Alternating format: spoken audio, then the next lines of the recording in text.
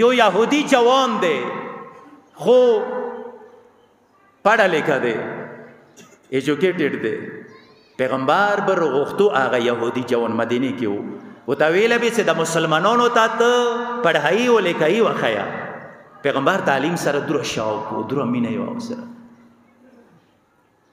خو څو ورځې یې چې هغه معلم نه راغلو پیغمبر پوښتنه وکړه چې هغه معلم څنګه نشته څنګه غایب دی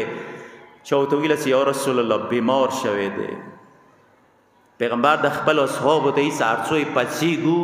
ایادا ته پوښتنې ته ورسو ای چا پوښتنې ته یهودي پوښتنې ته مینه یې وکسوی راغلو ته یې چې هغه یهودي جوان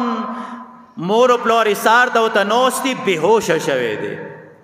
یعنی بیماری ډېره سخته او بېهوشه دی کله به بېهوشه شو کله به هوش کې راغلو پیغمبر ورته کېناستو چې کله هوش کې راغلو ورته دګو جوان ای تا ما باندې احسان دی چې تا مسلمانانو ته تعلیم یې کړی دی زه راغلی یم چې تا احسان بدله احسان سره دی کوم دلته بیوی جملې طرف ته بریکټ کې اشاره وکوم پیغمبر تعلیم سره څومره شوق و پیغمبر معلم څومره احترام کولو څوک و هغه معلم یهودي و مسلمان نه و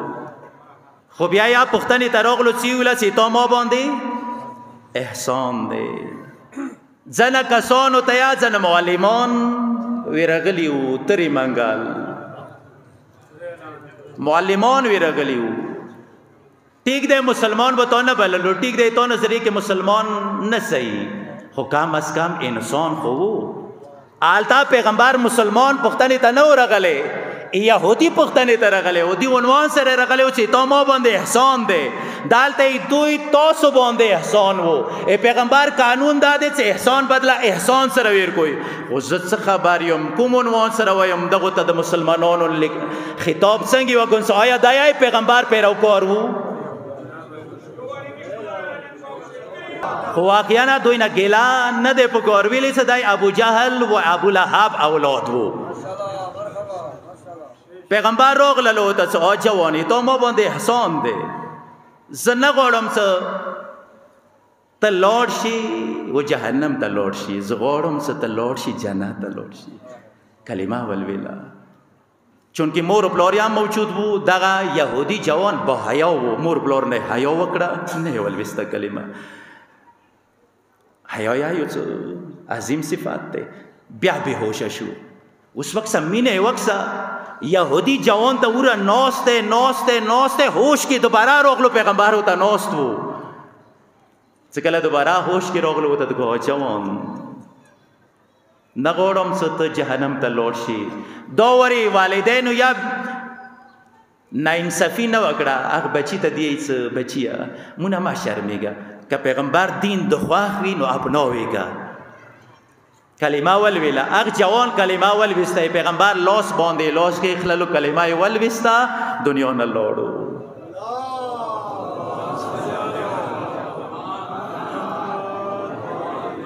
نو دلته یو استاد دی هغه یې څوک څومره مهربان دی یو یهودي وره نه پرېښلو چې جهنم نه یې راخلاص کړو جنت یې داخل کړلو یې څه بیا موت پرېږدي واقعا نه مې پرېږدي ډېر مهربان دي ډېر کریم دي